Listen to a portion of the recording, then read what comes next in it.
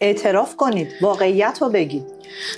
من کاری نکردم، من میخواستم کمکش کنم. شما زندگی بچه‌تو نابود کردی، میگی کاری نکردم؟ آخه مگه میشه کسی بچه‌شو دوست نداشته باشه؟ سلام خانم دکتر. سلام عزیزم. سلام پسرم. سلام میکنه محمد بردیا. سلام میکنه به شما. اسمت چیه عزیزم؟ محمد بردیاست اسمم. بگو. چند سالته؟ 6 سال و نیم. 6 سال و نیمه. 6 سال و نیمه خاله جون. خانم دکتر. برای چی تشریف آوردی؟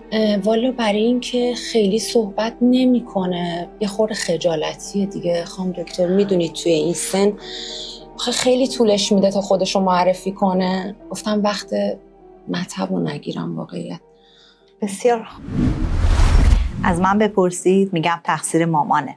چرا؟ برای اینکه به جای بچهش حرف میزنه.